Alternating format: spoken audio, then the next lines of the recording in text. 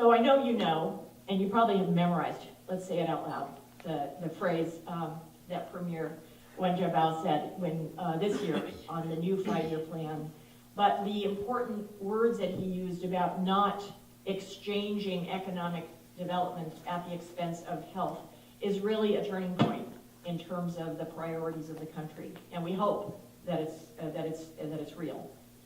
So the new 5-year plan includes a number of elements. I know you know these very well, but they focus on much more intensive energy efficiency across the different parts of the economy, putting in place mass transit so that there is a possible way for the urban development and the urban residents to be able to have the kind of mobility that will be impossible if everyone gets a car, as everyone's trying to do in China. The expectations about reductions of sulfur dioxide and nitrogen oxides are impressive, and they begin to turn the corner if they are able to reach those kinds of targets.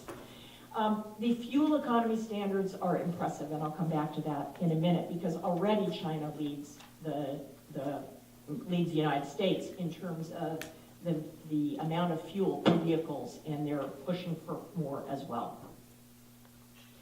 So in the past few years, prior to that 5-year plan, one of the programs that China had was the top 1,000 industries as a goal to provide much more energy efficiency for those top industrial users. And they aspired to the goal that you see there in the line and exceeded the goal by a significant amount. And now the 5-year plan includes extending that to 10,000 industries. This is a significant portion of the Chinese energy economy as a way to get much more intensive and relieve the pressure on China's economy from having to come up with energy that is clearly dirty and expensive and increasingly a challenge for energy security reasons. I mentioned motor vehicle fuel economy, and this is one of the areas in which China has done an amazing job of leapfrogging what the industrial countries have done. So let's see if the animation works here. Yeah, so on the left, you see that China increased its fuel economy from around 28 miles per gallon at the beginning of the last decade, and very rapidly increased it to 35 miles per gallon. The United States won't get there until a few years from now. So the fact that all of the new vehicles that are coming onto the marketplace in China are already ahead of our fleet is impressive, and they plan to leapfrog yet again in moving ahead. The wind power development market is well known. China has moved ahead with extraordinary goals for wind power development and have continued to meet it. When I first went to China 20 years ago, and there were discussions about the wind in the West and the opportunity that was there, I thought it was going to be decades away before people would be able to tap that resource. And China has put its muscle where its mouth is and developed its wind supply with impressive speed. China, this is a chart that Deutsche Bank recently put out that compares a number of countries in terms of their policies that drive clean energy. And so you see things related to emissions controls, you think binding targets, energy efficiency targets, things related to efficiency planning, as well as things that provide funding for buying power from wind projects on feed-in tariffs, a green bank coming from the central government, tax benefits for sure, and a very stable long-term funding approach. That provides China with a green check mark in every one of those places, and the United States is either a maybe on all the same dimensions, or they're doing it, we're doing it in the United States, in the States, not through our central government here as well. We also face this with a much worse deficit challenge that provides us with a constraint on our ability to realize the kind of goals that China has had. When I think about some of the differences and similarities between Chinese and U.S. policy, I think everyone thinks, of course, about the nature of the government structure. I was listening to the radio coming over and was reminded of the phrase divided government that the United States has. We have a very weak national government whose parties are very divided and continue to be divisive. That's not new. We've had that for a very long time. And our constitutional form of government has incredible individual rights and very weak central government functionality.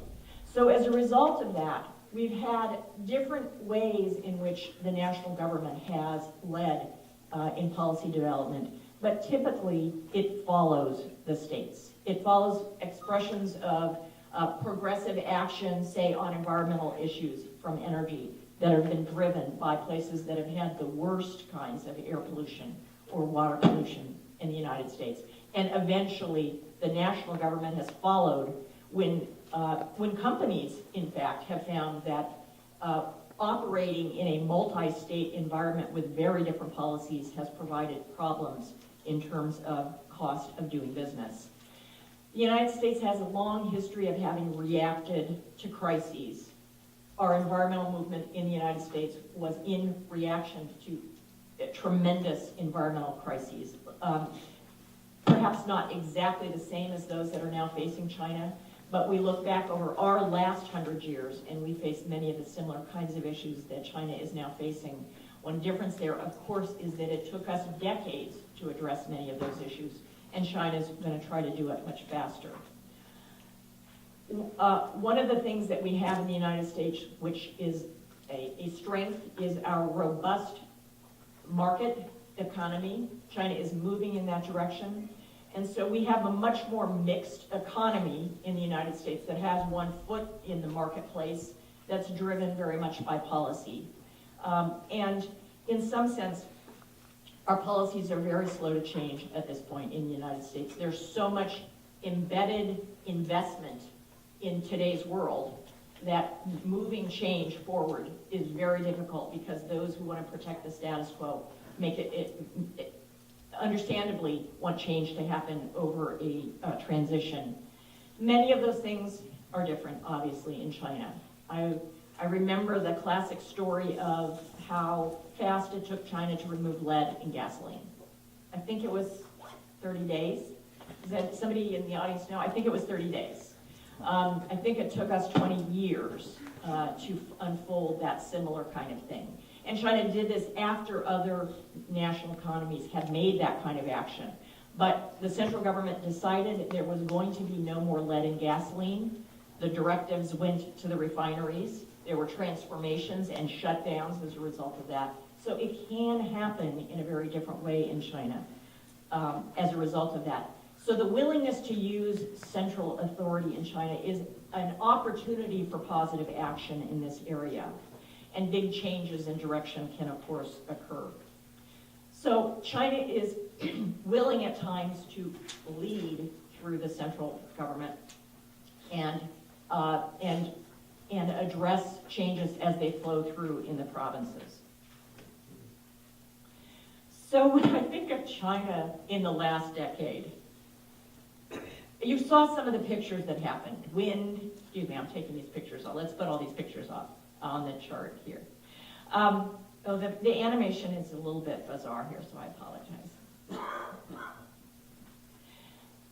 These are the set of national energy plans that the United States has had in the last 10 years. And virtually, they change back and forth between one party in the White House and another party in the White House, or one group that's trying to push Congress to adopt legislation. We actually have one law in there, which is the Comprehensive Energy Policy Act. But I think of these changes, and in many ways, the United States' fundamental energy imperatives through policy are not that different than they were a decade ago. And I contrast that with China, which has seen tremendous change in terms of the array of renewable and efficiency strategies that are on the table. There were decades when the U.S. policy was much more like China's. And I look back in different eras of history in the United States, and there are glimpses of similar things that we did here.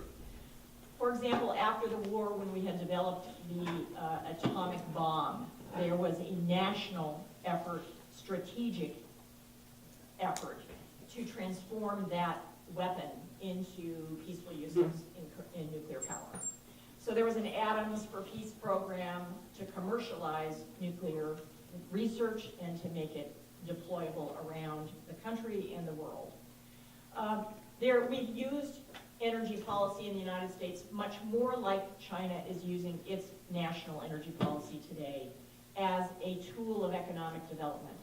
And perhaps the best example of that is when you look at a traditionally very poor region of the United States, the Tennessee Valley, which covers an 8-state area of the South in the United States that had no electricity in the 1930s, and actually well into for 30 or 40 years after that, they were still parts of the United States without electricity.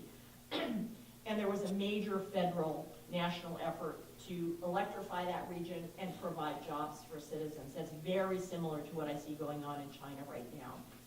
Starting in 1970, the United States began its effort to adopt a series of national laws to address clean water, clean air, toxins in air and water and waste streams from industrial and power uses. And so we see the remnants of those coming forth today.